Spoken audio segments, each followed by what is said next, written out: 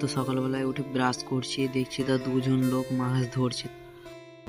তো গামড়িতে জাল ফেলে দিল, দেখতেই পেছো। আর একজনও জাল ফেললো, দেখতেই পেছো। তো কাছে গিয়ে দেখছি তা অনেক মাছ পেয়েছে। তারপরে বাড়ি চলে এলাম।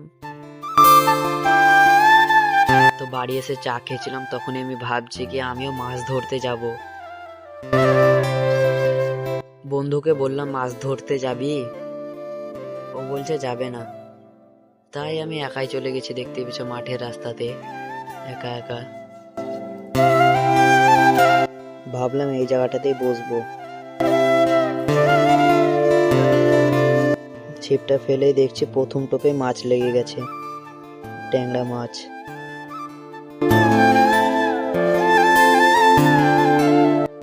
অনেক মাছ ধরলাম, তারপর দেখছি তার মাছ খেছে না, তাই বাড়ি যাবো ভাবলাম। তো আজকের জন্য এইটুকুনি থাকলো গাইজ। তো টাটা, গুড বাই।